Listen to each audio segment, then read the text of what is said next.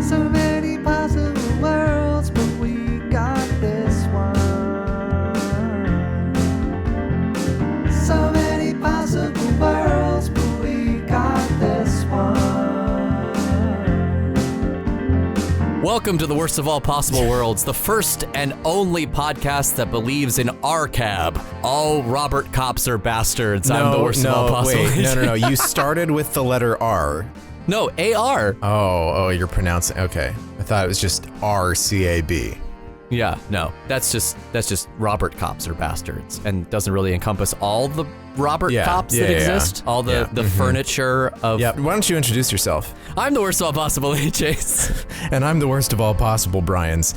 Josh is out this week. You know, the James Webb Telescope, which just launched recently. The name is unpopular. James Webb was responsible for what's called the Lavender Purge, where he got rid of all the queer people or people he considered to be queer from NASA. Oh. So they're changing the name, and in order to do that, they're sending Josh into space so that he can scratch it out and replace it with the new one. How did he book this gig, Brian?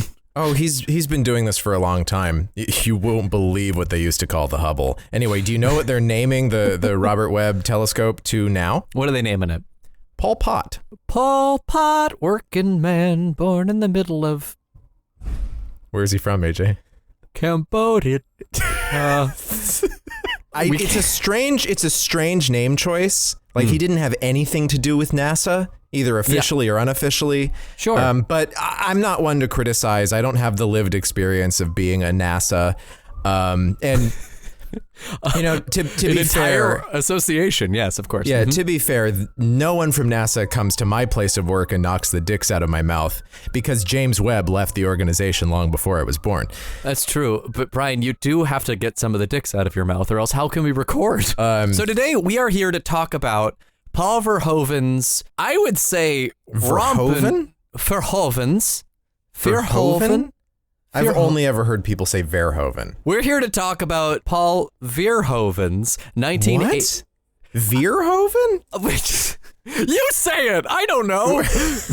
This week we're talking about Paul Verhoeven's movie Robocop. The 1987, I would say, rompin' good time of a film. Rompin'? Rompin'. I think. Not rollickin', not rollin', not. No, it's a rompin' good time. Rampian'. It's a rompin' good time. And I had never seen this movie before doing it. For this, had you any prior experience with Yeah, Robocop? I saw it when I was 7 or 8 on TV. The ideal age to see Robocop. More or less fine.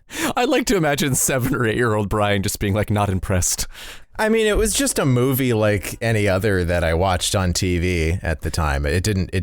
Oh, so it was on It did TV. not stand out in particular to me. So it was edited, the one that you saw. Yeah, I mean, it was still pretty gruesome. I remember pretty distinctly seeing blood shooting out of Kurtwood Smith's neck. It's not something you can easily unsee. But yeah, I'm sure it was somewhat toned down from what was in the movie. I haven't cared that much for any Paul Verhoeven movie I've seen, and I saw most of them when I was a kid. Sure. And so I thought, well, maybe this one's going to make me really reassess, because I know the big thing about his movies from this era is that they've all been reassessed. Yes, of course. And so I was going into this like, yeah, we're going to get there. And Really? Still? yeah. Oh, man. Brian, I love this fucking movie. I've seen a lot of movies where people get shot up, and this is one of them.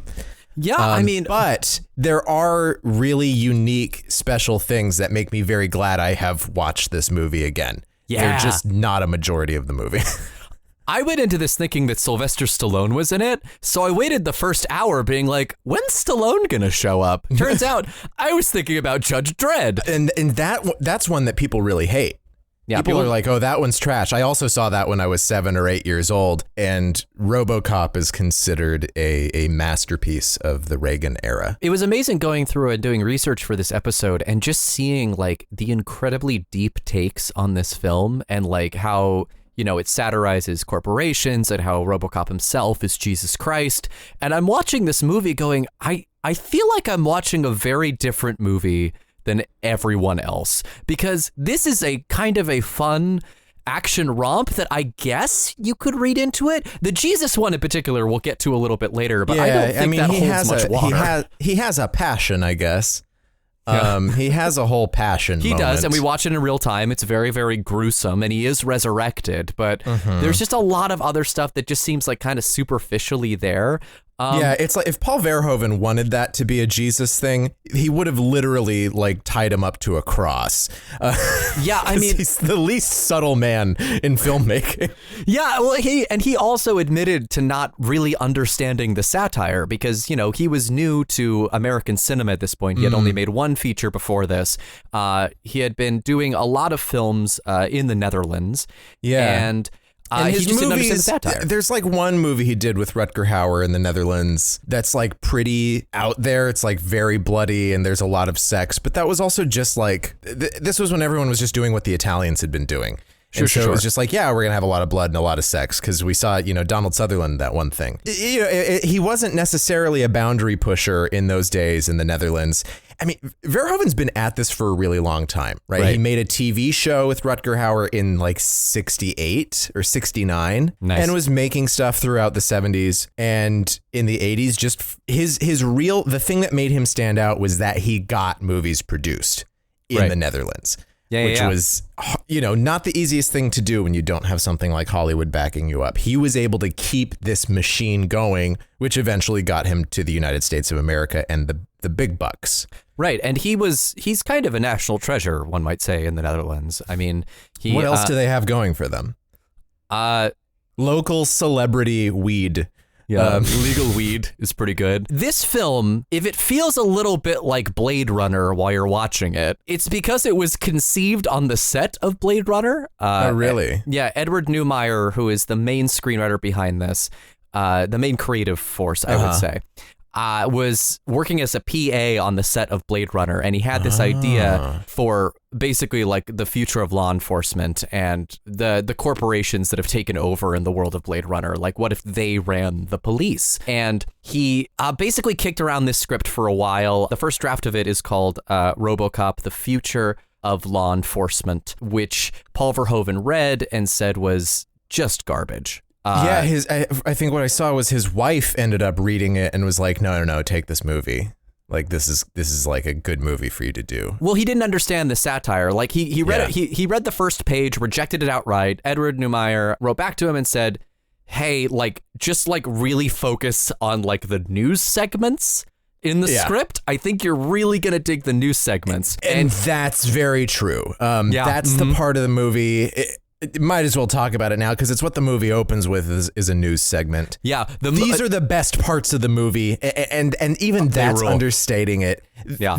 These are phenomenal. Yeah. This is one of my favorite things I've ever seen is the way that this movie does these news segments. It's because he really understands cheese. He loves working with high key lighting. The commercials are so funny. The constant break between news stories and commercials, and then the things that are happening in the news stories themselves are just insane. And the first story we hear from Casey Wong and Jess Perkins, who does not get to introduce herself. And I want to know more about her because she is an enigma wrapped in a spearmint suit. I wish that this was a movie that was just the TV stuff. Like maybe if it wasn't even just the broadcast, if it was just a movie about the TV station during Robocop time. Yeah.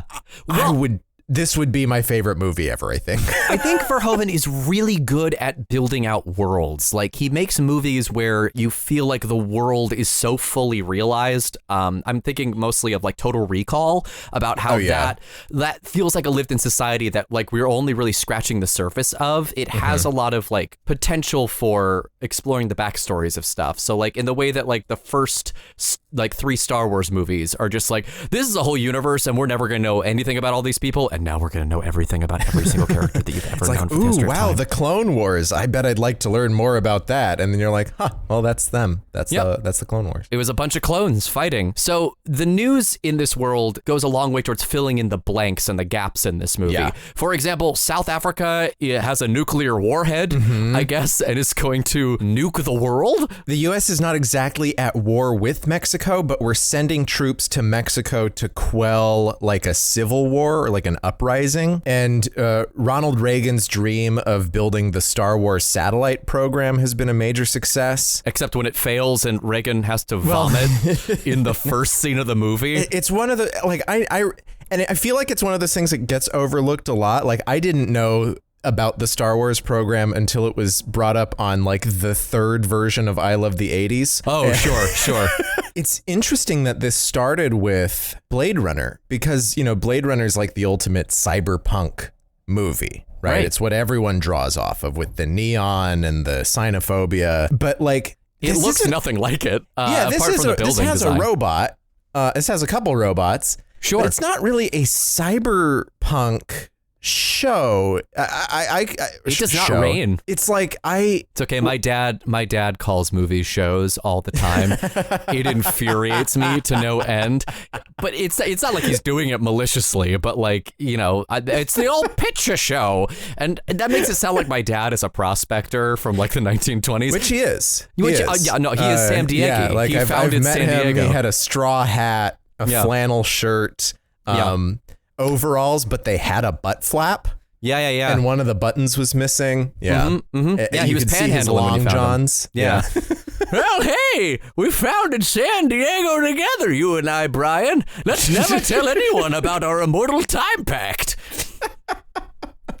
Hi, Dad. I know you're listening, so I hope you enjoyed my impression of you. Swedes live an incredibly long time because we repress so much, and then it comes out as Alzheimer's. Oh God! This entire first part, I felt like I was watching cab TV because it moves so fast. It's like one news story, one commercial, one news story. Well, they say all the news in 3 minutes, like all the news for your day in 3-minute time. So I'd imagine that we're in the back of like a dingy cab in the middle of old Detroit. Because it's TV. It's all TV. It's not cyberpunk. It's CRT punk. And not in the critical race, you know, in CRT, cathode ray tube television. Because it's just it's all about TV. It's all about like this society that has developed all this technology, but it's still primarily oriented around television. People's lives have not moved to the computer or to a handheld device or something like that. Or to the internet at all. No network. Even though the Robocop does himself have a probe that's also a decent weapon. He can R2-D2 his way into any data server or anything like that. But that's just not a big part of society in this movie. It is a UCB that is... Sorry, UCP. It is the Upright Citizens Brigade of Weaponry. No, it is the USB that is also a sword. Yeah. Which is the coolest thing I've ever... Look, Brian, I really love this movie. I think it's such a fucking good time. And I know all the interstitial stuff is a little, you know, is probably the best part of the movie, but, and the rest of it is a little bit melodramatic or whatever, but goddamn, is it a blast to watch. And I don't know if it's just fucking Marvel at this point where everything is so safe and sanitized and everyone is so like hot all the time. I love this movie for how like just gross and skeezy it is. Yeah, I think Verhoeven loves like skin, and he loves like blotchy skin, and he loves like people who aren't made up, or at least men who aren't made up. He loves women who are like as artificial as possible in his movies. But I mean, with three breasts notoriously in Total Recall. But I will just say, as a guy who is balding, what a wonderful thing to see a film that is just packed to the gills with bald men and balding men. Yeah, like, this is before Breaking Bad. This is the real boundary breaker. It really was. For bald guys. So we get a commercial for the Family Heart Center where you get to pick your own heart. Yeah, it has the complete Jarvik line of artificial hearts. And that's a real, Robert Jarvik is the name of the inventor of the artificial heart. This is very tuned into like real things. And I like this world where like Jarvik somehow became this like craven capitalist who makes like products for home consumption, and they have this little 555 number that you can call to get your very own prosthetic heart. Yeah, and that like capitalism will eventually corrupt everything. I've studied the human heart for a lifetime, and there's something you should know. Dr. Robert Jarvik, inventor of the artificial heart. High cholesterol can lead to heart disease. When diet and exercise aren't enough, adding Lipitor lowers bad cholesterol 39 to 60%. And Lipitor is clinically proven to reduce your risk of heart attack and your risk of stroke if you have several common risk factors for heart disease. The more we learn about Lipitor, the more impressed I am. But like this is such a good way to do exposition because it's funny, it's strange, it's fast paced. And it's still not giving you the exposition of like the story. It's not telling you who the people are. It's just like, here's the world that we're about to be inhabiting before we get dropped into a police station. And they have, it's this commercial. It's like, get a new heart. This is wonderful. Yeah. Then breaking news. Cops are dead. One of them in critical condition, a man named Frank Fredrickson, is an amazing name, and also who I thought Sylvester Stallone was playing in this movie. So you really thought Stallone was going to show up? Listen, if anything, I would have expected Arnold. They really wanted Arnold to be in this movie. Yeah, that makes sense. And later, of course, Verhoeven would go on to collaborate with Arnold in Total Recall, where Arnold gives, I think, one of the best performances of his entire career, because he's with a director who's just like, let's be silly and insane. There were worries and concerns that if they were to put that man's physique into the Robocop outfit, that he would look like the Pillsbury Doughboy.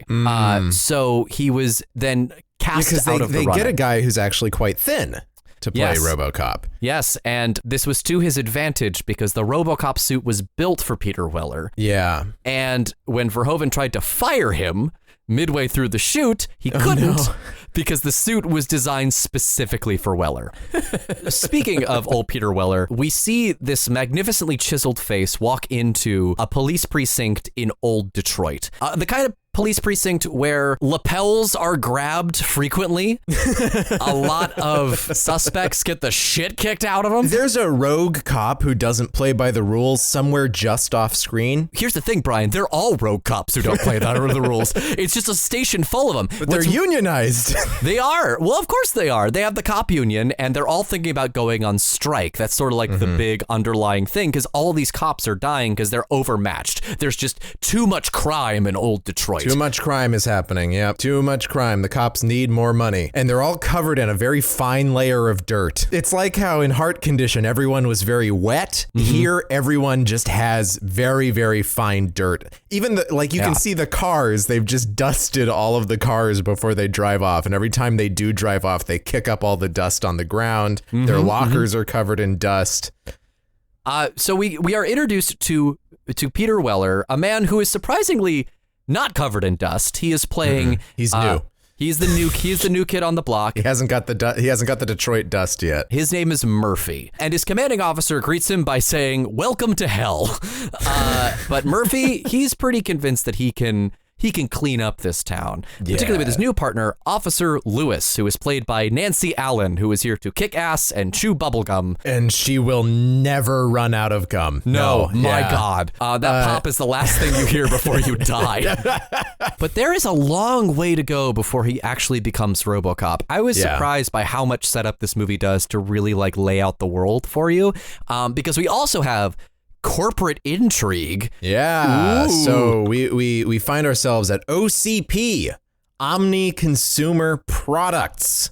They have bought out the cops. They are the corporation now in charge of running the police in old Detroit. And they're making a new company town, Delta City. They're just going to demolish old Detroit, just get rid of all the people, wipe them out, probably kill them. And so they just need to do a cleansing on this whole area so that they can build this new multi-million-dollar city. So they have a plan. They have this big robot cop that they're going to use. Oh, the Robocop, you say? No, fuck off. You're so dumb. You're so stupid. What are you doing here? You keep failing your way through life. Yeah. At some point, this is going to catch up to you. Instead, they have ED-209. Oh, man. It's the Sahelanthropus.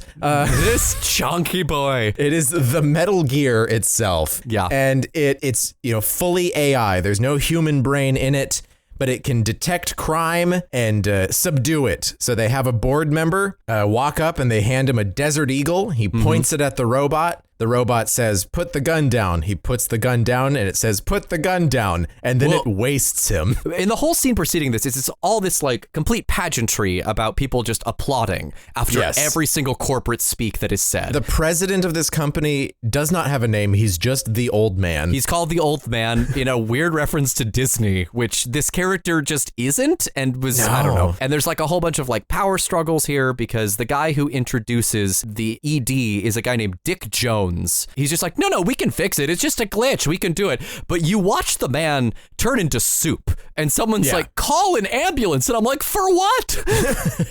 For the goulash on the table? No, sir. Mr. Morton comes up and he's played by Miguel Ferrer. He's just the hard ass guy who you will later see in Twin Peaks, like some other people in this movie. Well, okay. So there's so much to talk about with Twin Peaks and Robocop because the melodramatic scenes are like straight out of Twin Peaks.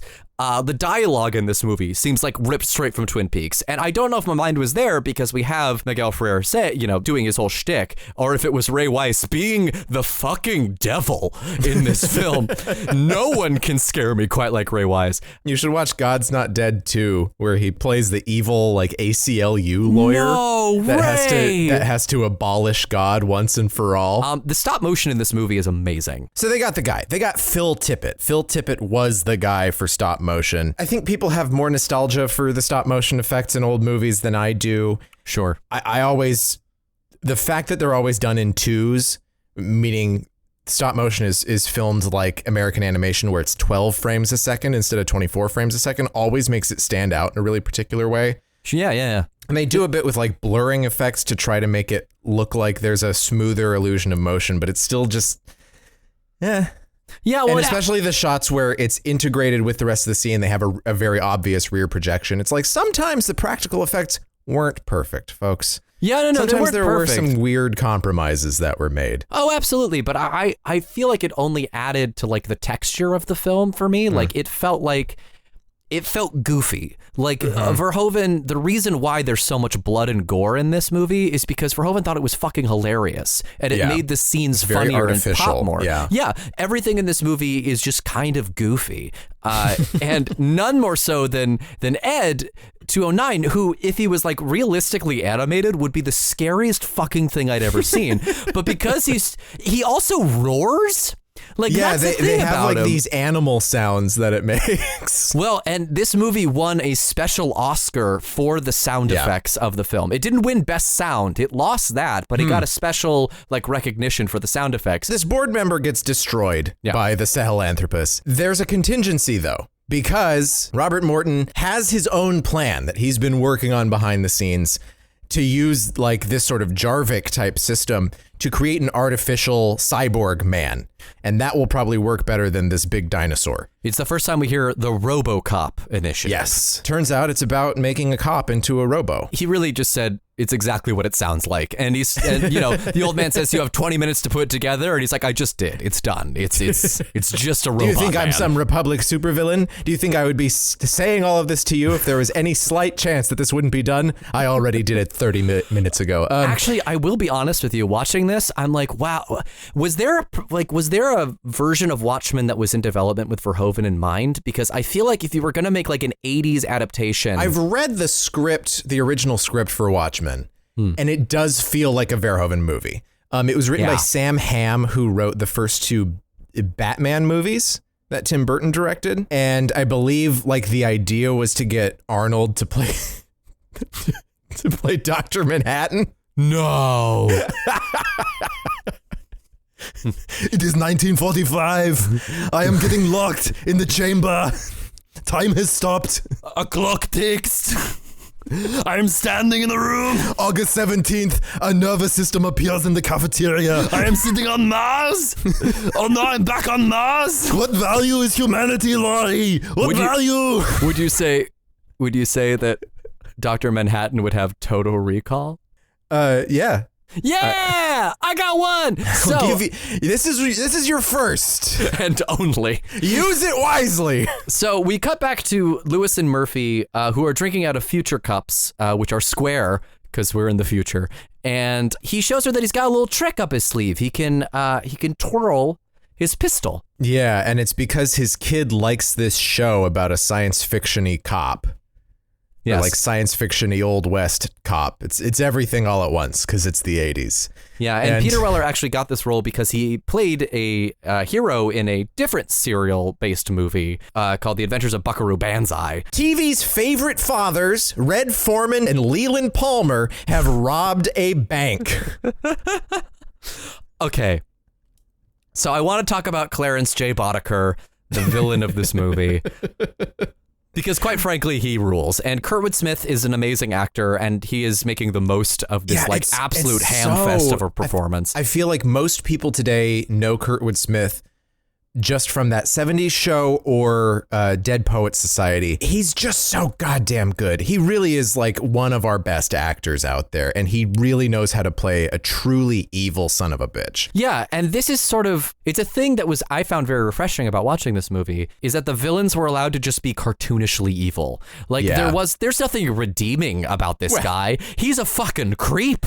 I mean, it's the 80s. All the villains were like this. Yeah, just every movie had villains like this. Mustache twirling. No, like, oh man, the villain's right, but he just goes too far. You know, it's just like, no, he's a murdering psychopath. He's just the crime guy. He does crimes. He sure does. It's like he wakes up, he eats his breakfast, he jacks off, he scratches. And then he's like, it's crime time. And he gets in his crime car to do some crimes. It's Crime Time Live. It's just... Musical guest, Hooba Stank. How could this happen to me? I made a mistake. But life goes on. So they chase after Boddicker and his crew. Yeah, they chase after Gail Bedecker. One of the crew, Joe, who is very particularly dressed as a Black Panther. Yes. And it's one of the only black characters in this film. The way crime is depicted from like 1970 through 1994 is everything is just Death Wish 1. And so all the black guys wear berets and like camo or like crop tops or something like that. And so he's one of the berets and camo guys. He's part of a multi-ethnic gang of 6 people. Yes. Yes. But he's also like a militant. They even have an Irishman. They chase this car, and one of the gang members gets shot, and then they establish Boddicker as a mustache-twirling villain by being like, hey, can you fly? It's so good. It's and he's such like, a good I don't line. think so! And they throw him out of the back of the car. He lands through their windshield of the cop car. They have and they stop on the highway, and Red Foreman keeps going to the mill, which is this mill that also has a house right there, like the in-laws' house in Eraserhead. Yeah. I'm going to stop making David Lynch references at some point in this episode, but not right now. Not today. So they get through the mill and it's like, ooh, this is an abandoned mill because it's Detroit. Yeah. And they're walking around and they split up, which is always a good thing to do, especially when you're outnumbered in the first place. Absolutely. Lewis sees Joe, the Black Panther gang member, peeing. Yeah, she catches him urinating. And he catches her Myron. She has him dead to rights. She has the gun right in his face. And then she has to stop and look at his dick. And that's her undoing. Yeah, it's such a quick glance too, and he immediately disarms her and throws her off the balcony into a pile of steel. What does she land in? She falls into the garbage pit from the Death Star. That gang like really got along with each other, and Peter Weller, they helped Peter Weller train for a marathon, all of them together. Yeah, no, it's very sweet. Like they're a wonderful little gang, and there's just such a great dynamic that's established between all of them. They all have very specific roles. You can tell there's like a rich history between this gang. Quite frankly, there's so much more interesting stuff going on with the gang of bad guys than with the gang of good guys. Yeah. But we get to the point where we meet the rest of them, and Officer Weller walks in and points his gun and says, "You're all under arrest," and gets into a shooting match with them. He is disarmed. And they decide to Passion of the Christ him. Yes, basically. Yeah, he gets his 40 lashes of bullets to his body. He's just spraying blood everywhere. It's like the blood of 17 cows. Yep. It just keeps flowing. And after his hand is blown off, Boddicker says, "Give me a hand, won't you?" And I cheered. And this is something that Verhoeven just understands so innately. He has this Reagan era sensibility to him that makes all of this stuff hit as well as it does, which for me is like, I don't know, at some point there's just a lot of bullets flying around. Not in this scene. This scene is very, very carefully crafted. Then they fire a final shot through his head. That I was like, I mean, he's just dead now. That final bullet, the man is dead. Turns out he's not, even though on the way out, Joe says, "Good night, sweet prince." and you know, what is Robocop but another Hamlet adaptation? I guess kind of. I don't know. It's a Revenger's tragedy of a sort without being a I don't think it's Hamlet though. No, but we got to do one of the episodes where it's just the two of us where we don't talk about Hamlet. I wasn't gonna. You started it. I know. I just wish that everything we have watched to set the counter back to 0 now, you son of a bitch. God, and I have to buy an entirely new calendar. I'd already torn the page off. It says July 3rd now. We're getting this sequence where he's getting rebuilt because they have the technology. They can make him better than he was before. Better, stronger, faster, and all for the low price of $6 million. Anyway, he gets turned into the Robocop. He's having like deathbed fantasies. This is another sequence where I think Verhoeven's more out there sensibilities really shine. We have these weird like first person shots. There's one that sets up this potential conflict with his wife. Yeah, she says, "I have to tell you something," like very seriously. The payoff, I'm just going to give this one away right now. The payoff to that is like later he gets the full flashback back in his head and she's like, "I have to tell you something. I love you so much." Yeah, and it's such a turn. And it's like, oh, well, I guess that was nothing. Like, why even do that? Well, and this is what Verhoeven like grabbed onto like with both fists, was just this idea of a man losing himself bit by bit. I also really like as they're reassembling him, you know, you see like through his new vision and it's like a TV scan line. And we've already played so much with TV. The opening shot of the movie where you see the title where Robocop is written in chrome turns into TV static. But he hasn't done this by like filming video, by transferring actual video footage to film like in Run Lola Run or something like that. Yeah. This is a very artificial. He still wants to keep the clarity of film. So they use this sort of filtering that I think probably it could happen in camera, but it was probably done in post. I couldn't find any data on like how they made the fake scan lines, but it's just these little thin black lines that go across the screen. As you're watching to make it look like a TV screen. It's a great illusion. And then they also use like, I think it's an Amiga to make the computer vector effects. Oh, interesting. As they sort of screw the targeting system onto his eyes. Yeah, I mean, the first shot we see is actually like it's in portrait mode. And then she like twists the visor to be in landscape again, which is very, very clever. This entire sequence feels like the beginning of a Fallout game where you're just seeing like little bits and flashes of like his time in a coma and him coming online. There's a great New Year's Eve scene where she puts a little hat on him. I feel like this explains a little bit of Heart Condition too, because Heart Condition spends too much time at the hospital and has like multiple days that you're there and they have like the party. I was half expecting him to look down and see a robot dildo on his lap. Yeah. Marches over to the front desk. "I want you to take it out of me." It has two settings, slow and way too fast. It vibrates, but it gets really hot. oh no. You don't want burns down there. Yeah, no, that whole New Year's Eve scene was written because the screenwriter saw that there were like New Year's Eve props on set and he was just like, oh, let's fucking do that. Like that's actually the thing I really love about this because Edward Neumeier was on set for most of this, he could just like write new scenes on the fly. Like it was just like adding more and more bits essentially to the movie. Well, and that's part of, I guess, why this movie went over budget. It's worth saying this is not a big budget movie. This movie cost $13 million. That was not, I mean, that's what, 10 years after Star Wars, and Star Wars cost $12 million. Yeah, I mean, they weren't really paying for stars in this one either. Like it was, this was a concept They didn't picture. have Arnold. So that didn't take up like a third of their budget. A lot of it was spent on special effects, on the stop motion and the building models and the explosions and like, all the big action set pieces.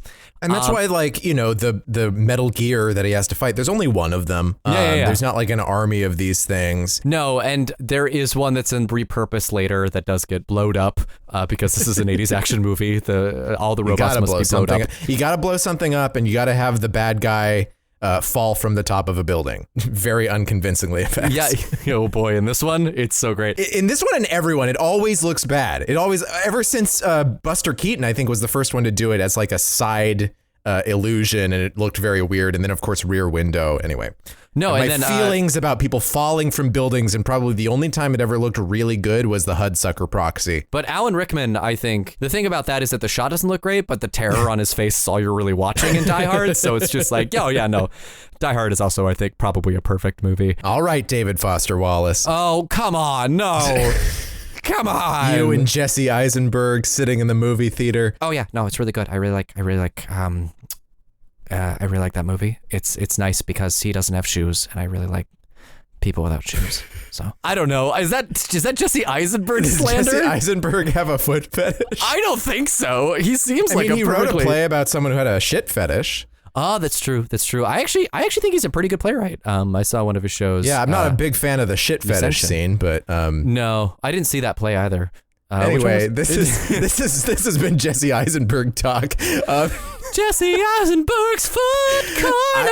I would totally watch Jesse Eisenberg's Robocop. I'd have to see it, actually. Oh, it would be great because it would just all be about Mr. Morton and all the corporate shit.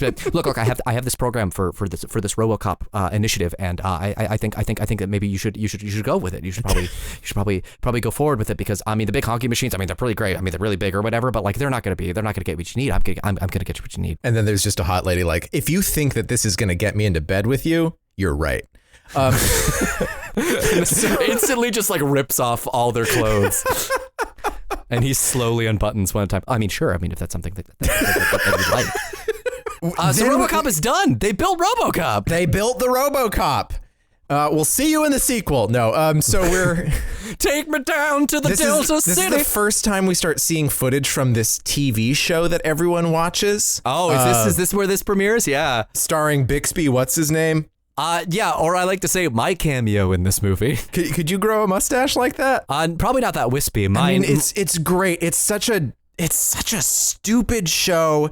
Yeah. I mean, it's not even a show. It's just like this guy... This fucking guy with big glasses and a twirly mustache with two hot babes standing next to him, and they're all just laughing? Yeah, he kind of looks like the clown from Air Bud, like the clown that owns Air Bud, but he's surrounded by incredibly attractive women, and they say things like, "Oh, my sister and I would like to sleep with you," and he says, "I'd buy that for $1." Like, it doesn't even like track most of the time. It's interesting because it's kind of, there's this growl that's in his voice. It's a really unique vocal quality that he has. I'd buy that for $1. Yeah. But it's also that high-pitched, kind of nasally, Midwestern-y kind of sound. What we see of this show is so amazing. They give him a cake that's shaped like a big pair of tits. So then he smashes it into one of the hot lady's tits. Yeah. And then it just like zooms in on his face and he's still just laughing at the screen. And people can't get enough of this. Oh, they love They're this losing show. it. And it does the same sort of thing. One of my favorite gags on The Simpsons is whenever they show an Itchy and Scratchy special. And it's, just horrific violence. Still some pretty good gags. But then it always closes with the end of the cartoon. And then it cuts away to Bart and Lisa laughing at it. They're laughing at it once all the jokes are done. And so it's this weird, like, uncanny thing. Well, and it's great to see, again, visions of the future in the 80s were all about TV. They were kind of picking up from Ray Bradbury, who, if you ever asked him about Fahrenheit 451, he's like, oh, it's not a book about censorship. It's a book about how TV's making everyone stupid and we should ban it. Right. This was like the idea is like, well, TV just keeps getting really stupid. So like, we're just going to be this completely TV addled society. And even that quote, I'd buy that for $1. Yeah. Yeah. So it's from this short story called The Marching Morons by Cyril Kornbluth, which is an unbelievable name. It's from the 50s. It's basically Idiocracy. This sleazy real estate agent goes into the future, finds out that everyone's gotten dumber. And so he comes up with a plan to commit like genocide against all the dumb people by telling them that they should start colonizing Venus. And in that story, there's a game show where the tagline is, "Would you buy that for a quarter?" And so it's about like capitalism preying on sort of a collective idiocy that has set down in the future. Sure. It's so interesting that like it's still based around scripted TV. Yeah. Because if this movie had been written just a few years later, they could have done a lot with the show Cops. Because Cops opened the door for reality television in a way that we hadn't ever seen before. Right. I mean, and we have stuff like The Running Man, right? Which is still like something that is done at a studio on a set, like the Squid Game or whatever. But it's like, I know the TV show is called Squid Game. I'm talking about the game within the show as the Squid Game, so I don't want any letters. You keep writing to my mailbox, and I keep getting all of these letters. And you know what? Squids can write many letters at once, and that's I think that's sort of what's sinking us. So many arms. And then when you sink, you're in the realm of the squids. They just want a hug, Brian. Why won't you hug them? And so it's interesting that like they missing the prediction on like how the internet is going to change the way that we interact with people and with the world around us, but also missing the way that TV itself is going to change in just a few short years. Right. Where everyone is more just like zonked out watching this very flat reality aspirational TV thing. Or shit like Cops, which is just meant to just pacify you completely and not even give you a reaction to things. Here, everyone is losing their minds over this, "I'd buy that for $1" shit. Yeah. And people are laughing at just like, it's just zooming in on his face and everyone's losing their shit. And it's across all class boundaries. It's everyone from like the lowly gas station attendant to the executives at the company. They're quoting the show too. Everyone watches this moronic TV show. Yeah. There's something vaguely sinister about Bixby too, which was actually elaborated on in a cut line from the screenplay, which, Brian, if you want to regale us. Jess from the news agency is talking, and it cuts to Bixby Snyder, the actor, being walked out of a courthouse with his lawyers around him. And it says, in Hollywood today, Bixby Snyder, star of TV's popular It's Not My Problem, was arraigned in Superior Court on charges that he accepted sexual favors from his underage co-stars in return for job security. We'll be back in a moment. Like, so, it just reveals like the rot at the center of all of this, right? That like everyone, as you said, from gas station to... He's like an obviously gross person. Well, he's bald, Brian. And we're just gross. Please, look at Emil. He's so hot in this movie. Is he? Do you find Emil attractive in this movie? In this movie. Wow. Oh my God. Wow. The sideburns really turned me off of him. He's like if Flea was sexy. Now we're going to get letters. Before we were fine. So yeah, Bixby Snyder also in... So that was something in sort of a draft of the script. They never filmed that segment, I don't think. There certainly isn't any record of it being filmed. In the original script for Robocop 2, the one that didn't get picked up because Frank Miller ended up writing a treatment that became the basis for Robocop 2. Oh, no. But in the original script from the original screenwriter, Bixby has actually become president. President Bixby Snyder of the United States of America, because it's like 25 years after the first Robocop. Yes. So Robocop is built. We have built this Robocop. He likes food goop. His biology has been reduced down to like its bare essentials, so he eats essentially baby food. I mean, it really is just baby food. Like he stays alive later by actually eating baby food. There's a guy who eats, he's like, it tastes just like baby food. And the guy goes, like, knock yourself out. And then that guy goes to town on that baby food. He baby food is his favorite treat in the world. So he just, licks those fingers clean of that slightly apple saucy goo. Like it's look, if you like goo, you're gonna love Robocop. Verhoeven loves him some goo. Many different types of goo in Total Recall, for instance. Oh yes, several different types. Me mostly discovering my sexuality with that three-breasted lady. So I want that. That's all I'm attracted to. I'll surely find myself 3 tits somewhere in the world.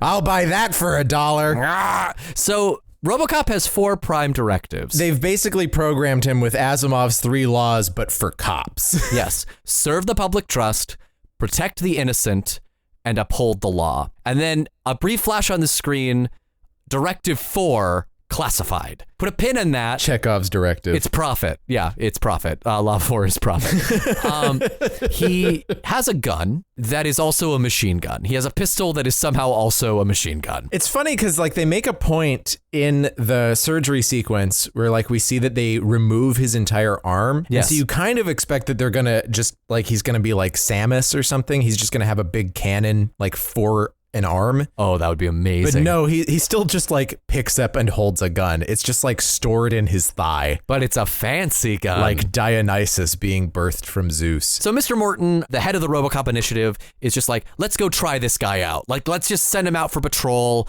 and have him do some law stuff. So we go to a bodega in the middle of old Detroit, run by 2 old white people who are dressed like it's just your mom and pop liquor store. It's your mom and pop. Go down to the old mom and pop liquor store and get yourself. In the middle of crime world. They're held up by a man who demands to see the safe, and the guy says, we don't have a safe. And then he just knocks over a pile of beer cans that are just sitting on top of a safe and be like, it's right fucking there. It's like, why did you ask? Yeah, you knew where it was. You knew where it was. But Robocop will have none of this. Will have none of this robbery. Yeah. And walks in and demands that he give himself up for arrest, to which the guy responds with, fuck me, fuck me, fuck me, fuck me, fuck me, fuck me, fuck me, fuck me. Fuck me. Which is considered resisting arrest. Yes, by also shooting several rounds into Robocop. But Robocop takes the end of that man's gun and turns it in on itself like a Looney Tunes cartoon. And that man goes straight through one of the refrigerator doors and is presumably arrested and not dead. Yeah, but again, he's not taken away by Robocop. Robocop leaves the store and basically just says, you're welcome. Okay, we have to take a moment to talk about, I think, Peter Weller's performance as Robocop, because I think like the movement that he's doing in it is actually pretty cool. It looks very cheesy, but I am very much into a man pretending to be a robot. Honest, it's probably the only way he could move in the costume. Well, that's funny. You should say that, Brian, because he had been told that he would have weeks of rehearsal with the actual outfit. He was denied any rehearsal with the outfit. And he had planned instead a certain way that he would move that just didn't work with the final costume. So that obviously led to a lot of strife. He was sweating out 3 pounds a day in this thing. It was, by all means, just like a torture device that they strapped this poor man into. And it led to a lot of strife to the point where Verhoeven just fired him right out. And then realized he couldn't because it was built for his slender body. It was built for his slender, lithe, Aryan form. Let's just say it. I don't know what Verhoeven's doing in a lot of his movies because, like, they're it like, doesn't seem ironic sometimes. Yeah, sometimes it just doesn't seem ironic, particularly in this casting choice. But anyway, Robocop makes his way out of the convenience store doing his little robot walk and finds his way to Matt Smith and Billy Idol going around trying to collect pubes. Seems to be their MO, and they're trying to assault a woman. He stops them by shooting them in the dick. Yeah, he shoots through her skirt into the bad guy's dick. Showing that his homing skills are amazing because he is and then, the Robocop. Yeah, when the woman runs up to him, he refers her to a crisis center. Yes, so many times this movie feels like a Simpsons parody of itself. Yeah. None more so than in the next scene where Robocop stops a political dissident, I guess. Where we have like a newscaster who's like, usually terrorism isn't a part of local politics, but that's changed today. I mean, honestly, the fact that they call that white guy with a gun terrorism. It's the 80s. It was different. It was a different time. This is the best part. Because the guy, the terrorist who has lost his job, he wants his job back. He's taken all of City Hall hostage, including the mayor. He's looking down at this crowd of people. And he's just like, I want my job back. And they're like, Robocop, you sneak in there and take him down. And Robocop, I will. And just bam, bam, bam, makes his way up the steps. Everyone's just kind of staring like, what the hell's going on? Clonking along the way. He's like Herman Munster. He is. And he's just like, keep him talking. I will get him.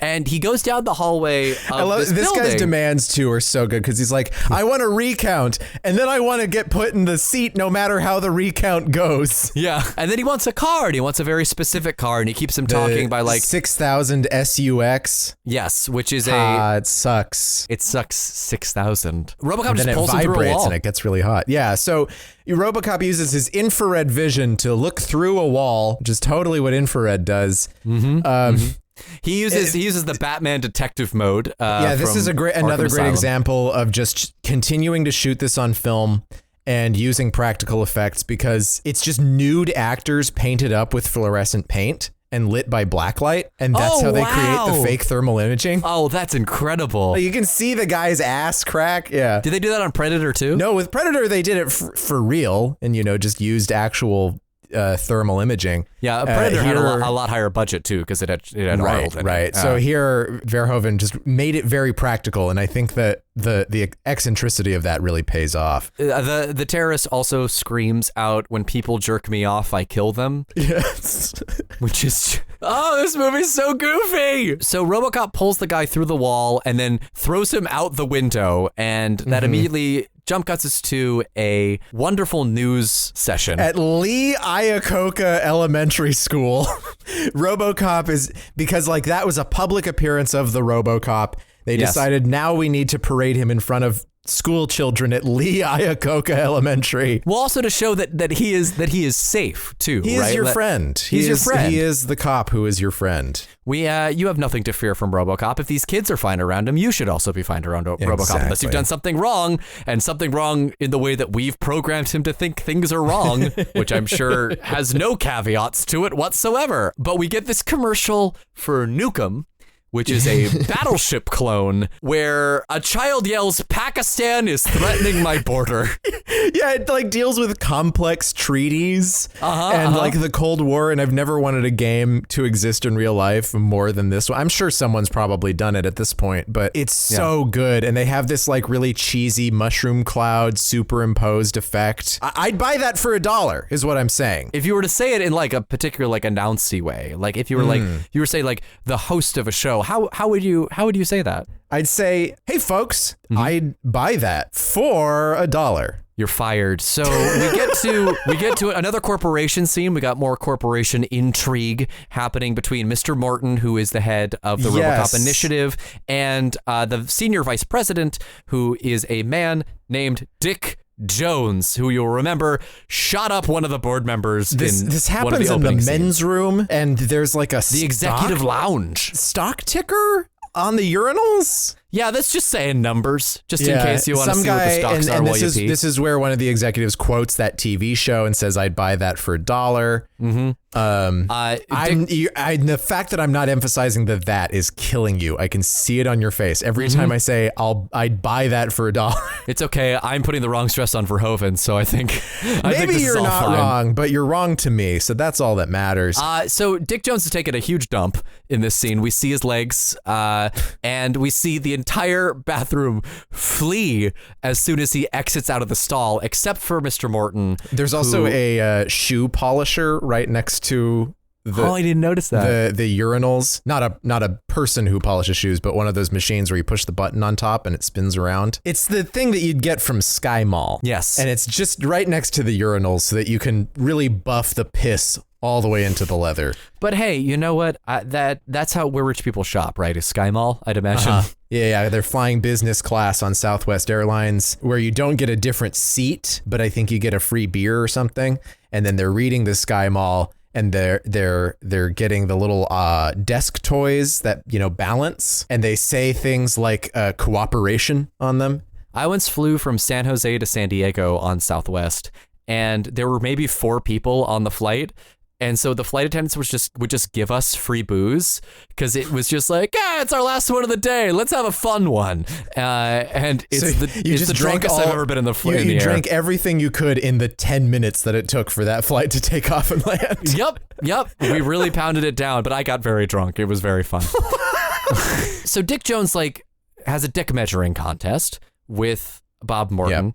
In the sequel, he has a Jones measuring contest. He doesn't, Brian, spoilers. He doesn't make it to the sequel. Oh, really? Really, AJ? you mean that there's no contest where people are measuring Joneses in the sequel? You think that I may be incorrect in making that assessment? So the scene is brimming with sexual tension because they get really up close in each other's faces. Yeah, he says, a lot of people call the boss a whole bunch of funny names. Iron butt, boner, asshole. I mean, there's not subtext in this scene. And then when he wants to make a point, he like grabs onto Morton's hair and yanks it back. And Morton goes, oh, a little bit like, this is not. Because it's like prison, right? It's like, that's kind of what they're getting across here. This is like, these men are reduced to their most base and animalistic form with each other. And he basically says, the old man isn't going to be around forever. I'm the senior vice president. You invented Robocop, but that abomination's going to fuck up. And when he does, I'm going to be there to take you fucking out.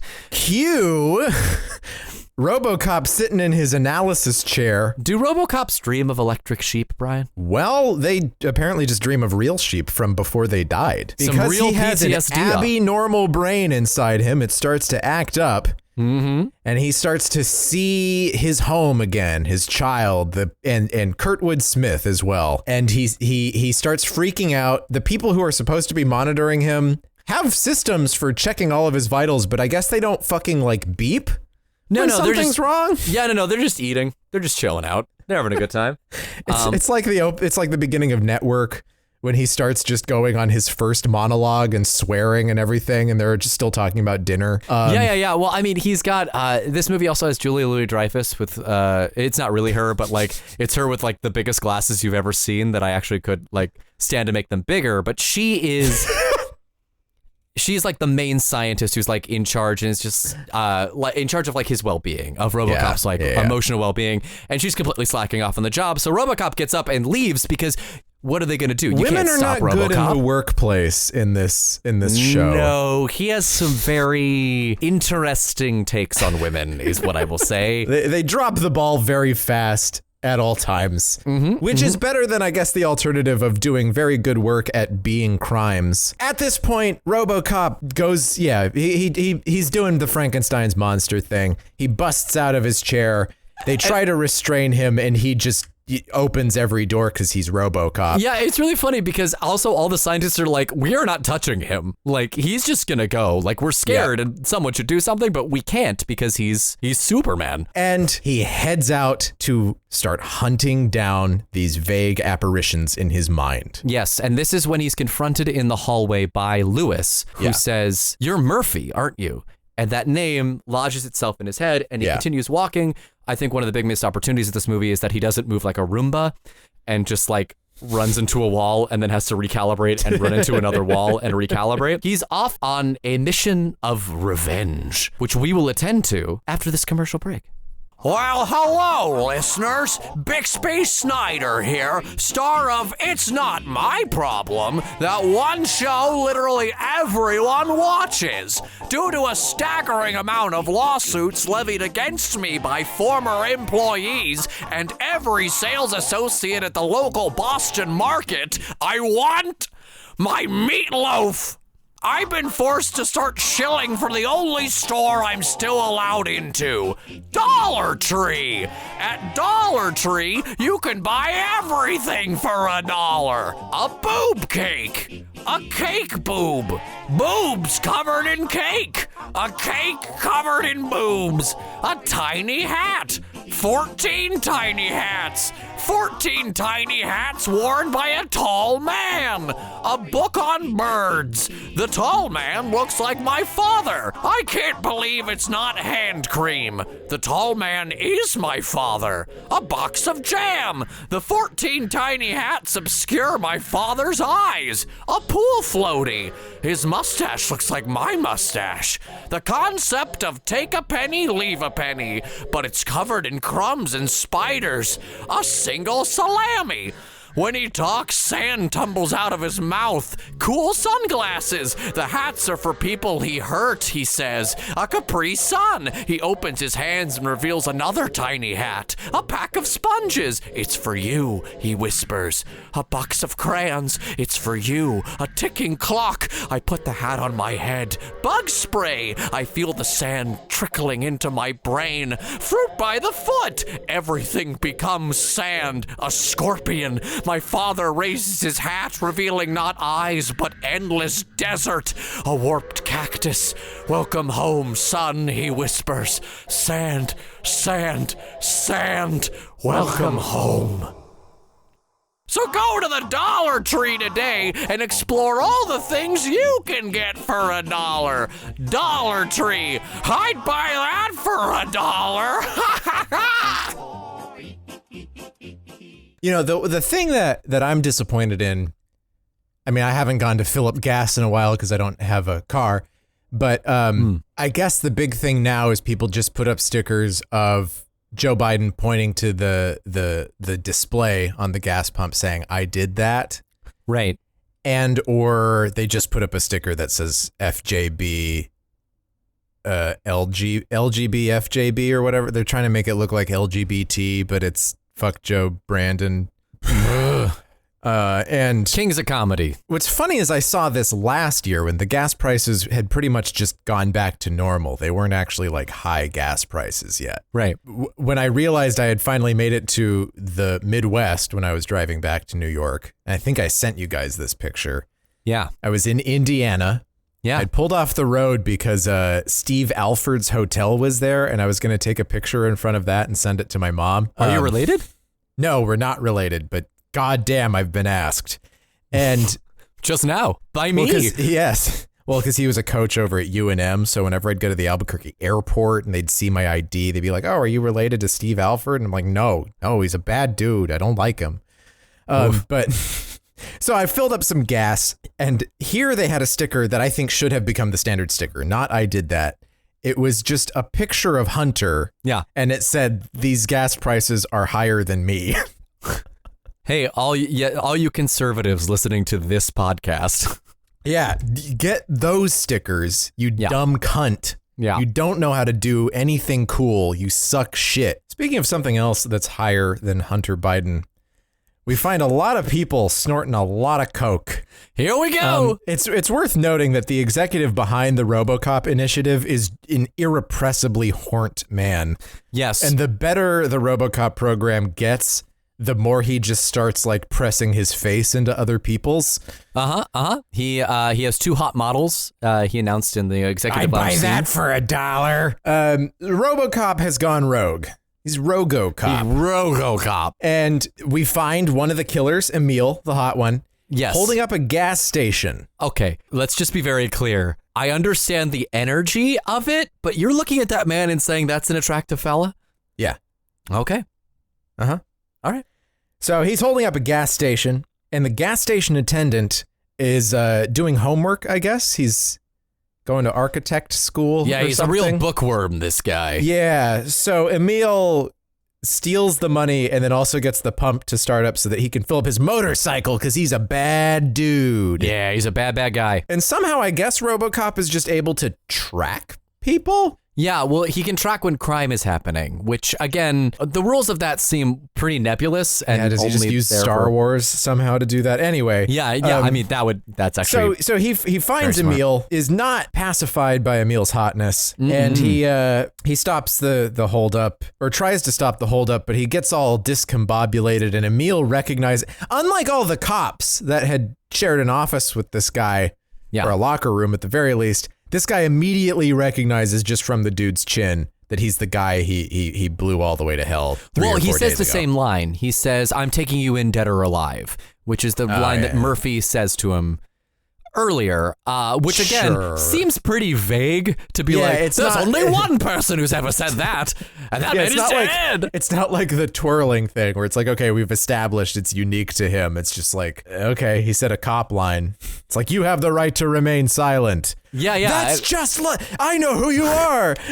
Officer Murphy, who lives going, we killed you. And Murphy's like, oh, what? There's a gas station explosion. Yeah. Emil's able to blow up the gas station and get away. And tries to get away and then immediately runs into a parked car and flies through it like Looney Tunes. It's amazing. He's still alive. He just goes to jail. Yes. Robocop then makes his way back to the precinct and uses his knife dongle, to access the police records to match his face with known crimes. And he sees that Emil is on the record as being part of Kurtwood Smith's gang. And so he finds Kurtwood Smith and he looks through Kurtwood Smith's crimes on the crime pewter. Beep, boop, beep. Turns out and then that guy killed Murphy. The victim of Kurtwood Smith is himself, who is Murphy. And then he goes and finds his old house and has his flashbacks. There's a robot realtor. Yes, there is a robot realtor. He lives on Primrose Lane. The house has been bought by something called VM Industries, which turns it into like a house of the future. In order to sell it, all of like the flowers are like wilting and dead. I guess they just have not attended to this house they're trying to sell. Nope, it's mostly been abandoned because people were like, we don't want to live in the house of a cop who got killed, I guess. Also, where are his wife and son? Yeah, we don't actually see. He doesn't reconnect with them. They have just left, I guess. I think Officer Lewis at one point says, don't worry, they're fine, but they've moved on because they have to have this like love story between it's been a week. Officer Lewis and Officer. Well, no, because it is a new year at least. Remember, because they did celebrate the new year. It doesn't mean a whole year passed. Not it's necessarily. Just a very mild winter in Detroit in the future because of global warming or something. Who knows? That's true. I guess it is like heart condition again, where they're just like, by the way, 8 months have passed. Yeah. Surprise. I think this does a lot better than Heart Condition, though, because it actually does like a montage sequence where Heart Condition was just like, surprise, it's 8 months later and there's no in between.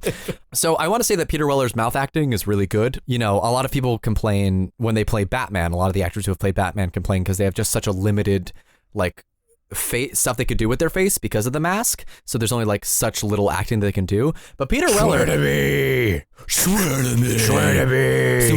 His face looks so puffy in that scene, and I think it's because the mask is squeezing his cheeks. It's squeezing it, and it's also probably very cold. So he's just swear to me. Wait, also, my problem with that line is he's emphasizing the wrong word because the guy says, I swear to God. And then he says, swear to me. So the emphasis should be, swear to me. I'd buy that for $1. Yeah, but what he says I'd buy that for $1. Swear to the dollar. But Peter Weller has even less to work with because he doesn't have eyes. For a they large gave him, majority they gave of his him runtime. the, like Cylon visor. Yeah, so he's just doing a lot of like lip quivering and stuff, which I thought was very effective. And this is the scene that Verhoeven actually clung on to. Like, this is the scene that he really identified with, was Robocop walking through his old house and getting glimpses of the man that he was before he got turned into a robot. This confronting of like everything that he's lost, right? And we smash cut straight from him punching through the TV to the Berlin nightclub level in Hitman 3. Yeah, he goes to a rave full of wastoids. Yep. Which is also where Leland Palmer is. Yeah, okay. Do you know what Ray Weiss's character's name is in this movie? It's Leland Palmer. It's Leon Nash. This guy is the ancestor of Pluto Nash. We're tracking down the killers. We're tracking them down, just like OJ started doing in 1995. Leon Nash kicks Robocop in the balls because he thinks that's going to work. Does Robocop fuck? The answer is no. It costs extra. Yeah, it's like how Mercedes has introduced microtransactions about seat warmers now. You have to pay like $150 a year to unlock you have to subscribe to your seat warmer. You have to subscribe to your penis. to Robocop's dick. The guys are in jail except for Kurtwood Smith. Uh-huh. And what's He's he up not to? in jail. What's he up to, Brian? You'd think he'd just be up to his whatever crimes and not doing stuff that relates to the main plot, and you'd be very wrong for some reason. Yeah, no, he's also, on top of everything else, being a drug kingpin, being like the king of crime in Detroit, he's also a contract killer and has been hired by Dick Jones. He's simply Detroit's crime guy. All this crime that's happening in Detroit, it's all because of Kurtwood Smith, actually. Yes. It's his profession. Yes, they all have to go through make the him. crime happen. He is the Napoleon of crime. He goes to the executive who created the Robocop program, who's doing the coke, and he has the ladies. He does not have a titty cake. The ladies are so turned on by the fact that he's a vice president. And old Red Foreman walks in and his first words are, "Bitches, leave." Kurtwood Smith puts the other executive on the screen to be like, hey, I'm killing you now. And he does. Yeah, he shoots him 4 times in the legs. He gloats on the TV screen. Oh my God, I forgot about this. But Boddicker tongues a grenade like it's a clitoris. He's having a great time. Now Kurtwood Smith, who is Detroit's crime guy, the designated crime guy, meets up with Sal, Detroit's cocaine guy. The DCG, both of them. It's very confusing at their meetings. They're at the cocaine working out a factory. deal. They're at the big cocaine mill, and they're like, hey, maybe cocaine should team up with crime for once. Yeah, and this guy, Sal is his name, an Italian crime lord who we know is Italian because he's drinking a glass of Burgundy, I guess, in a big old wine glass in a cocaine factory, which is just like, it's so many hats. It's so many hats to stop being a person and become a hat rack. Kurtwood Smith's tactic for this is to finger the man's Burgundy and lick it as if it were baby food off of his fingers. Robocop comes in. Now that cocaine has teamed up with crime, cocaine is crime now. Yes. And Robocop busts up the crime place. This is an action sequence that I just thought, this is where it was just like, it's just a bunch of guns being shot. The whole room is full of dust now. And yeah, but it's still happening. But there's something so funny because he just kind of stands there like a mannequin. So there's all this action like pew, pew, pew, like it's like jump and there's really guys quickly. like shooting each other, like guys who are on the same side. Sal gets killed by just like one of his dudes. By like a stray slipping bullet. up. Yeah. But every time it just cuts to Robocop and he's not moving. He's just kind of slightly like rotating his upper half, and that's it. It's the most violent production of Evening Primrose you've ever seen. Gets a hold of Kurtwood Smith. Yeah. Kurtwood Smith's like, I have diplomatic immunity, like in that movie. You have to obey the law. You can't kill me. You can't kill me. I'm working on behalf of the executives. I'm working for Dick Jones. This scene, for me, perfectly encapsulates Paul Verhoeven's style, which is why throw a man through one glass window when you can throw a man through 4 glass windows. Robocop throws him through a glass window just to immediately pick him up and then throw him through a different glass window.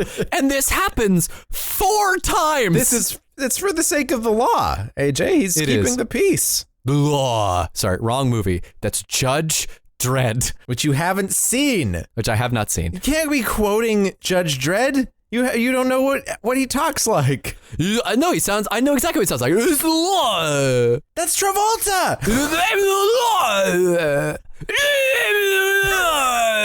That's just you having trouble. Now Robocop is not dissuaded. He has arrested Kurtwood Smith. All the like actual detention, the aspect of getting him down to the station, that happens off screen. Mm-hmm. He's going to the office now. We don't have time for that. Robocop's going to get vengeance. Dick Jones. He goes to Nick Jonas, and he goes up to the office. I'll show you to take a solo career. And then Bioshock happens. Yep. He cannot shoot. Yeah. Robocop's gonna do cop against the executive, and then he finds out that the 4th law of robotics for Robocops is you can't arrest the executives. Yes. Anyone who is working... Which is a good failsafe, considering that the other robot had to kill anyone no matter what, maybe even especially if they're an executive. Yeah. You'd think that the guy who knows about this in the Robocop program would have known not to put that into his robot program. Yeah. That's competing with the Robocop program. This guy, Dick Jones, sees Robocop. Basically, it's his kryptonite, right? He falls to the ground. He's twitching. He can't. Yeah, he starts to shut down. He starts to shut down, and he's going to finish him off by having Robocop do battle with good old Eddie. Ed 209, the Sahelanthropus, emerges and chases Robocop, and there's nothing the Robocop can do to stop it because it's too powerful, except he just goes down some stairs. This movie rules! And the Ed 209 falls down the stairs and I think starts bleeding like a sheep. Yeah. If I'm remembering correctly. It sounds like a crying child. Like it sounds yeah. It's like this weird, It's kicking its legs, it's moving its little machine gun arms up and down. It can't get up, and Robocop just kind of shrugs and leaves. It's like, well, this was a bad day. But when he gets to the garage downstairs, the police force are waiting for him. And then a bunch more guns just keep getting shot over and over and over again. Jesus Christ. Robocop. Except this isn't the Jesus Christ scene because he doesn't die here. He already did that. But his own people do turn against him, which I guess is the Jesus metaphor. I like that there's one cop who's like, wait, we can't do this. We're cops. And then the other cops are like, shut up. First of all, we've established at this point that guns don't really hurt Robocop. Yeah. But now guns hurt Robocop. A lot of guns of guns hurt Robocop. So Robocop falls to a lower level of this parking garage. He gets rescued by Officer Lewis, who knows who he is. Mm-hmm. And they go and hide out at an old steel mill. Yeah, a different mill. Yes, just a lot of mills. It's Detroit. This place is lousy with old automated factories and such. This whole thing was also shot in Dallas, which is amazing to me. Like, there's like almost no shots from Detroit in this film. Dallas is the Detroit of America, but Detroit is the Detroit of America. No, it's in Canada. What's happening? What's happening is that you're going crazy, AJ. You can't trust your senses. You're thinking incorrect things, and I need you to get that under control while I go next door and steal jewels, like in the plot of that famous play about that gaslight that goes up and down, and there's a lady being convinced that she's going crazy. That play called Angel Street. Yes, that's the famous phrase is angel streeting. Yes. So we have another scene in the boardroom where now Boddicker has returned, just cut up to fucking shit after his being thrown through 4 different windows. And he has a very horrible conversation with the secretary outside where he just takes the gum out of his mouth and sticks it on her nameplate and then sets the nameplate in front of her and then tells her she can keep the gum. Which I'd like to say that this feels over the top, but I don't know. Some guy has done this, right? Some fucking asshole must have done this, especially in the 80s with all that fucking cocaine. With all that gum. Oh no, did he steal it from Lewis? Oh no! Yeah, so Kurtwood Smith's gang is going to get released from prison. It's just like we're showing the allegiances and everything like that. We cut back to the news. The Star Wars satellite has killed more than 100 people in Santa Barbara, California, including 2 retired U.S. presidents. Yeah, so the OCP, you know me, they have let out the gang. They've given them the car that Emil wanted, the Sucks car. They also gave them a gun that shoots explosion. Yes. It's just you pull the trigger and something in front of you fully explodes. No matter what that thing is, a store. At whatever degree. Sometimes it's a huge explosion if you're aiming at something big. Sometimes it's a more manageable explosion if you're aiming at something smaller. Yeah. So Kurtwood Smith shoots the gun that shoots explosion at the Sucks car and it blows up, which must really sucks. It sucks to be that car. It sucks you off. Oh no! I'd buy that for $1. So this scene is really fun. It's a lot. It's just like all the henchmen just having a blast, shooting things. And then they just start calling each other the F slur. Just a bunch. Because it's the first time too. No one has really been doing slurs up until this point. And now we're in full faggot territory. You forgot this was the 80s, by the way. They're not good guys. They aren't good guys. So then we get a face off at the middle. Well, Robocop has to recalibrate his shooting stuff. Yeah, we get a nice little like love scene between him and Officer Lewis. Yeah, we see his face for the first time. And it's so cool. He practices his targeting computer by shooting these cans of baby food, jars of baby food that she's gotten him. They have pictures of babies. So Robocop learns how to shoot again by shooting a bunch of babies. The gang gets to the mill. They're going after Robocop. And at one point, Emil has gotten his car and the Robocop right there. And he's just going to run into the Robocop. Yeah. And Robocop, who does not move fast, steps to the side like one step. Literally one step. And Emil drives into a giant tank, just a big fucking like water tower type tank. Yeah. That has a huge sign on it. Yes. That labeled toxic waste. Yes. And he becomes the Toxic Avenger. Oh my God. He becomes a mutant. It's haunting. This prosthetic makeup is haunting.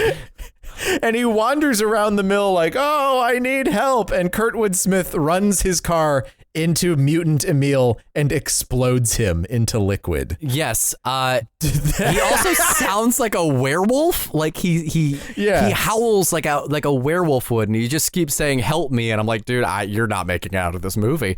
But it is hilarious how quickly he just turns to soup when hit by the car. Like, there's just no structural integrity to his body anymore. He's a meat balloon and he pops. Yeah, it's great. It's a lot of fun. Then we end up in this like polluted river of effluent. Yeah. And we get the final fisticuffs where... Yeah, Ray Wise is trying to drop steel beams on the Robocop while the Robocop is trying to shoot Kurtwood Smith. Yeah. Kurtwood Smith has for some reason left the gun that shoots explosion back in his car. Yes. Which, why wouldn't you have the gun that shoots explosion with you if you're fighting the Robocop? It's very heavy and he's very tired, Brian. Yeah. Ray Wise successfully drops all of the metal junk onto the Robocop. And comes out and says, I did it! I dropped the steel! And then is immediately exploded. Yes, because Officer Lewis has grabbed the gun that shoots explosion, and she shoots the big building that Ray Wise is in that operates the crane. And so the whole thing explodes because of the gun that shoots explosion. Yes. We get our final battle between Boddicker and Robocop. Boddicker gets dongled. The probe comes out of Robocop's knuckle and he just shoves it right into Red Foreman's neck. And I think Officer Lewis says something like, I'm dying. And Robocop says, don't worry, they'll fix everything. Which implies that she is going to be a Robocop as well. Yes. That does not happen. That doesn't she happen does to Robocop not also too? become a Robocop. No, she is not a Robocop. She's just a lady. So Robocop goes back to the OCP headquarters. He runs into the Sahelanthropus, which after I'm sure a lot of effort was finally removed from the stairwell. Yes, a lot of screaming. It's the one that they have. Again, there's no fleet of these. No. It's in front of the building. Yeah. And Robocop has the gun that shoots explosion. And so he explodes Eddie. Shoots it, and explodes it, and it just is legs now. He did what Frasier always wanted to do, which was explode Eddie. Are you saying that Frasier wanted to jerk off the dog? Mm-hmm. I disagree. I don't think you have his motivation there. Well, then he jerked off his son. Does that help? Frasier? Yeah. What? Yeah, Eddie was two dogs, his father and son, and he jerked off both of them at the same time. You made it sound like Frasier jerked off his own son. Oh, no, Frederick. Why does everything with you go back to zoophilia? What's happening there? Nothing. What's a zoophilia with you? Jesus Christ.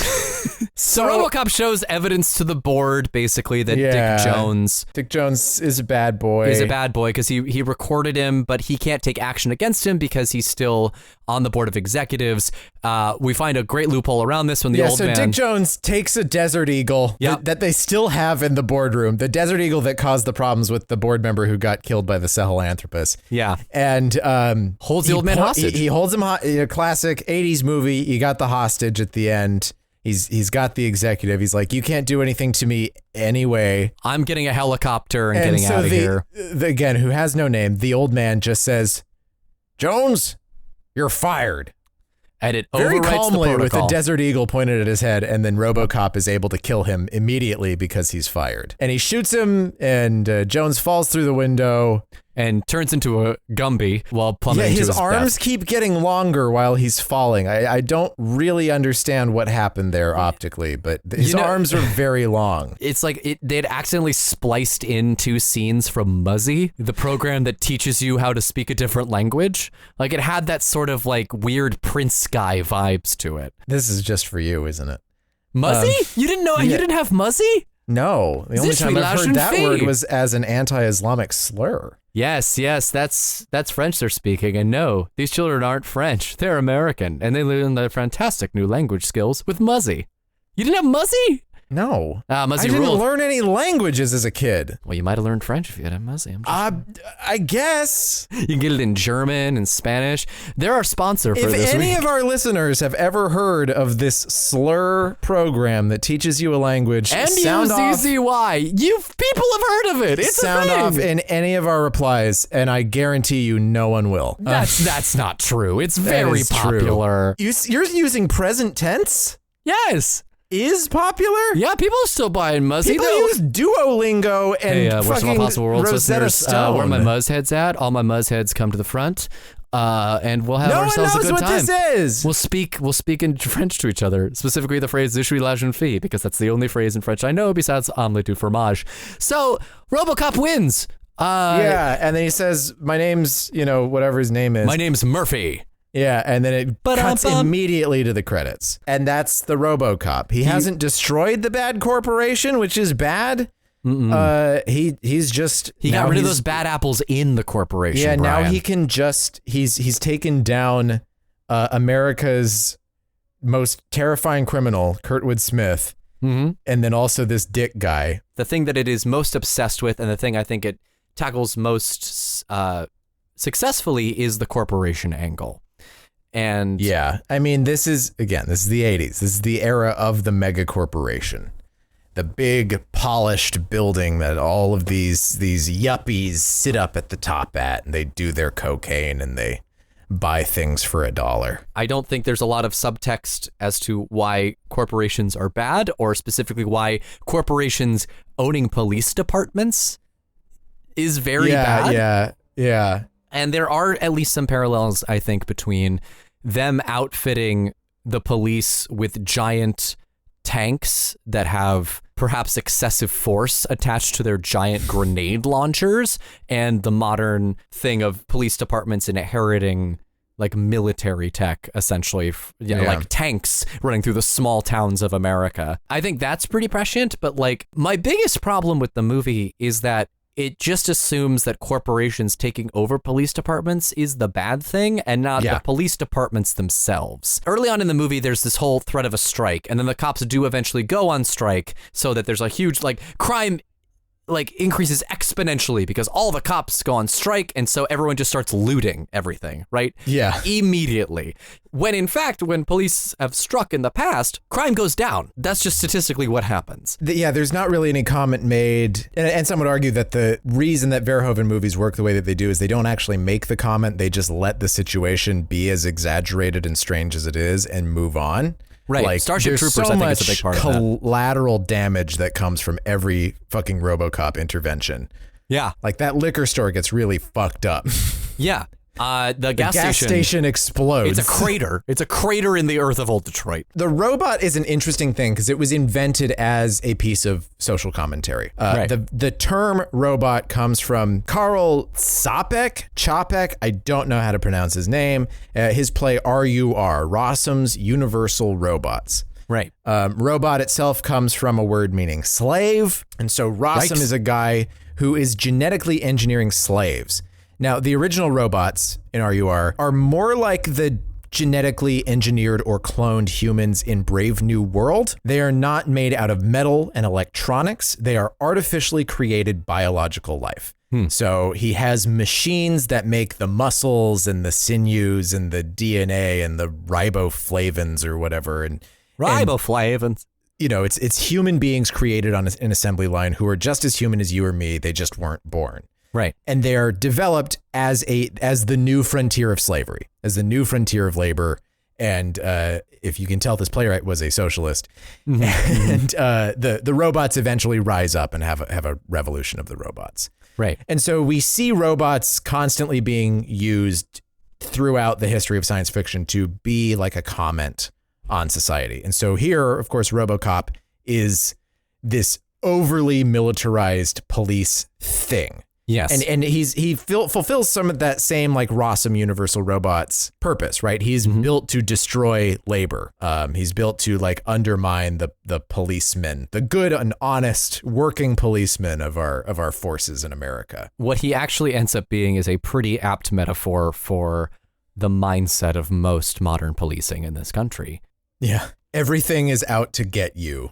Everything the is very out to get special you. boy, the very special Robocop. Yes, and you are the one who can determine what crime is because you have programmed into your system like the sole arbiter of what is good and what is not, or like what is a crime and what is not. And that's something the movie never really tackles too deep into, is what exactly is programmed as crime into his head. Like we see robbery and we see sexual assault are definitely Yeah, it's all in the there. stuff that you see in a movie from this time. It's like all the things that you would expect to see. Yeah, there's no moral gray area that Robocop has to really finagle in this. Yeah. It's good and it's evil, and that was sort of what was par for the course in action movies in the 80s. And there's something very refreshing and entertaining about watching something that is on that level. But I don't know. There are like whole theses written on this movie and like its important cultural significance. And I think that Robocop has actually grown beyond the movie that he's in because it's just kind of a campy, fun action movie. Yeah, I like Ebert's take on this, which is, so he says, the broad outline of the plot develops along more or less standard thriller lines, but this is not a standard thriller. The director is Paul Verhoeven, the gifted Dutch filmmaker whose earlier credits include Soldier of Orange and The Fourth Man. His movies are not easily categorized. There is comedy in this movie, even slapstick comedy. There is romance. There's a certain amount of philosophy centering on the question, what is a man? And there's pointed social satire too, as the Robocop takes on some of the attributes and some of the popular following of a Bernhard Goetz, right? Because Bernhard Goetz was a big part of pop culture at this time. The guy who like shot those people on the subway. Right. And he was seen as sort of a vigilante hero. Again, this is the Reagan era. So we had this huge uptick in crime during the 1980s. There was a lot more drugs on the street because of like Iran-Contra. And there was a lot more just destruction of communities that was happening economically. And so that led to, you know, more gang involvement, things like that. But this stuff has basically been the drum that movies have been beating since Death Wish. And Death Wish is this very just ridiculous right-wing movie. And this movie doesn't turn into a parody of those movies. It's just a very silly example of that kind of a movie. Yes. And that's how it delivers the satire. I would also like to say that Robocop as Jesus Christ, I think, is a very flawed take on it, besides the superficial aspects of what happened in the plot, because Murphy, before he becomes Robocop, isn't trying to buck the system.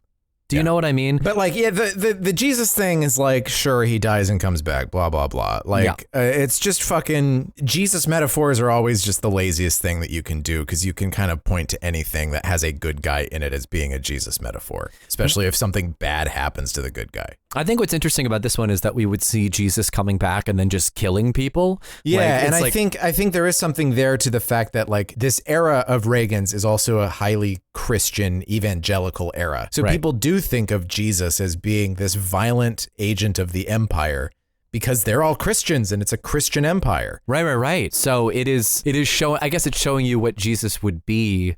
What it's just reflecting what Jesus is in America. And people in that time. responded to that and they said, yeah, that's fucking cool. Like this movie did great and people didn't, even with the fucking I'd buy that for $1 stuff, like it didn't really register as much as a satire. And I don't think it is just a flat satire, which is part of why I think I'm just not as interested in a lot of it. But well, to be fair, again, Paul Verhoeven did not understand the satire, so like he couldn't lean into it. And the sequels both had scripts that at least their first drafts were written by Frank Miller, who is a fascist. Yeah, who was an actual fascist. So Verhoeven's career ends up really taking off after this movie. This cost about $13 million. It was over budget, but it made that back. And then some, and then some, and then some. People love this movie. It made over $50 million at the box office. So then he makes Total Recall, which is a huge movie, right? $60 million something budget. Arnold is the star, big sprawling, like way too long thing. And people love it. They still can't get Total enough. Recall. It's a huge movie, too, and it's not even his biggest because his next movie, Basic Instinct, ends up making hundreds and hundreds and hundreds of millions of dollars. The adult thriller, man, I'll tell you. Yeah, and it's like maybe the very last one. Yeah. The last successful one for sure. And then he did Showgirls and it tanked. Yeah. And this is not even counting because Basic Instinct and erotic movies of the 80s and 90s made a lot of their bread and butter from home video sales. So there were a bunch that were very successful, popular movies that just didn't make a big splash in theaters. Yeah. Showgirls also makes a ton of money in the home video market. Over $100 million on Well, I the mean, record. the box art for that was very provocative, you know. It's good box art. It's really good box art. More Twin Peaks stars. And I'll tell you, has Paul Verhoeven worked with everyone who worked on Twin Peaks? Log Ladies and Hollow Man, but no one's seen it, so no one can confirm or deny I've seen it. Hollow Man. You saw Hollow Man? Yeah. Kevin Bacon. Like all of these movies, it's fine, whatever. I saw it on TV. The thing is, Showgirls, you know, it fails in theaters. It's not actually a failure overall. He gets another movie out of the deal, right? He's able to do Starship Troopers, which is like classic him. It's teaming up with the screenwriter. It's all the old stuff. Of Robocop, yeah. And it's the mid-90s and people just aren't buying it anymore. Because people didn't go for the social commentary. They went for what they liked in the movie. And Starship Troopers was old hat at that point. It was past the appeal of a movie like that. So it tanked at the box office. The next movie he did, Hollow Man, same situation, tanked. You just had too many tanks in a row, yeah. Hollow Man has also not had any kind of reappraisal like these other movies. Hollow Man just... There's really nothing there. I think he was trying to make something that was less Verhoeven-y. It didn't succeed. And so then he doesn't make another movie for quite a few years after that. About 5 years, yeah. And then he returns to the Netherlands and sort of starts making things there. He's just recently and now had he's a comeback. kind of a guy who makes European movies, right? Like he makes it like Elle was in French. Benedetta, I believe, is his the this is his most nunsploitation recent one. Yeah. film that just came out, and now he's working on a new project with Edward Neumeier, who wrote Robocop. The screenwriter Edward Neumeier, for his part, has spent the career between writing Robocop and now literally only writing Starship Troopers movies. He wrote all three direct sequels. Direct to DVD they were like sequels. He said that he was rumored to be working on a true sequel to Robocop. Fine, that's what we need right now is the true sequel to Robocop. Yes, Robocop also got, so it got 2 movie sequels that had less of the satire in them. It got a TV show that didn't last very long that used, I guess, a couple of the ideas from the original sequel script. Right. And then it got a kid's cartoon. Oh, what? In one episode, Robocop has to face off against bigotry against Robocops like him. So that was the thing. I saw this movie when I was a kid, and it just felt like another movie from this era. And so I thought, well, everyone loves Paul Verhoeven. Maybe like once I get back to this, I'll be like, yeah, this movie really, really rocks or something. But like, I love the stuff that's really good, but the other stuff just doesn't do anything for me. It's just an action movie with a robot and guns. Yeah, I mean, like I said, there's just not a whole lot to plumb within. Like the themes that the movie brings up are interesting, but the movie doesn't seem particularly interested in plumbing those depths. What I think the movie really succeeds at is building a world that feels fully realized. It's sort of like how with like Josie and the Pussycats is doing a similar thing. It's doing a parody of the era, of the time, while also celebrating it. Like it is totally a product of that point in time. Yeah. Like both ironically and unironically. Right. And I guess that appeals to me more because I think that's a point in time that's interesting. It's underexplored. We don't really do a lot of stuff about the 90s, and 80s nostalgia will never die. Sure won't. And I don't fucking care about the 80s. Yeah. I think it sucks.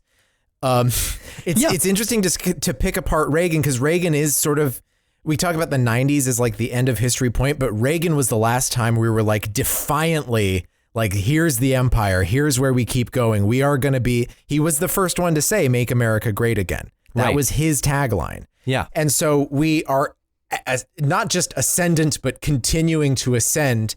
And then by the 90s, we're settled in, but we still like, we're at the top, but we're not doing this whole, like, we need to become the robo country. We need to make America robots again. And so it is interesting in that it's just that, like, I don't know, we explore the 80s so much that sometimes I just don't give a shit. Unless it's evangelical shit, and then I can go on for days about it. But this is evangelical shit because he's Jesus, Brian. Right. Yes. Yes. Robo-Christ. Robocop. Robocop. See, the problem when you do that is because Jesus Christ Superstar has that same melodic line as the song Rosemary from How to Succeed in Business Without Really Trying. So now you're just singing Rosemary. Suddenly there is music in the sound of your name. Robocop. Robocop. And then you win a Pulitzer. Somebody please make Verhoeven stop. Hey, I knew I'd get there eventually. I think this movie is a good time, but I don't think that it's particularly the movie that we need right now. And it seems like, especially with police forces getting just exponential amounts of money, and Robocop himself will probably never come to fruition, but like they have robot dog cops now that can just attack people at will based on the programming behind them. And what this movie does, I think, do very effectively is show that the people behind Robocop aren't going to program in like good shit. They're going to program in their own biases, and they're going to program as we move more and more into like relying on artificial intelligence in law enforcement. And it's going to be programmed by the current cops we have, who are, you know, linked to a system that is inherently racist and violent. Right. And it's like, I don't know if, you know, like if you've ever talked to a cop, if you've ever had a family member become a cop, they're the most insane people on the planet. Correct. They're fucking imbeciles. They all have like secret names. Like I've had multiple people I know become cops, and they like change their name on Facebook, because then they go into these like KKK fucking ass groups where they just say the most racist shit you can imagine and fantasize about killing whatever minority is on their mind this particular day. Well, because the way they view the world is inherently like this movie does. It's like without cops, the world is chaos. People will not stay in line. There's three classes. There are the elites, there's the working class, which is police officers, and then there's the criminals. Yes. Those are the three genders of society. And here's the truth of it. They like to claim that there are three, but in a cop's mind, there are cops and there are criminals.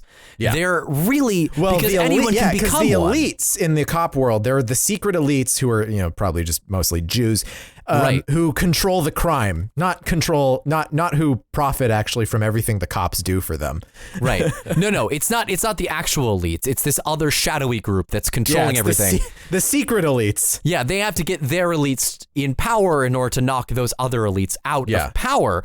And we are severely outmatched. Like Robocop is invulnerable, right? He gets shot with 1 million guns, and even like it takes so many guns to take this thing down. And the truth of it is like that's what we are in comparison to the cops. They have this like powerful technology pretty much already. I mean, they don't have Frankenstein robot cop monsters. They don't have Robert cops, but like, but you also just don't need that. You just have a tank or fucking whatever, right? Yeah, and you know, as fascism works its way to the top of like American society, and the way that I think that fascism has like this pacifying agent, this dumbing down agent, right, which is expressed by the TV show that continues to play with the pedophile on it, who then becomes president of the United States, much like if someone was a reality TV star who became the president of the United States. But Brian, he would have to have like sexual allegations against him. It would be like, that's true. The one thing that he doesn't have in common with that guy is the pedophilia. Yes. Definitely not. I think if anyone were to be able to offer me a way out of experiencing a future with Robocops, I'd probably buy it for $1.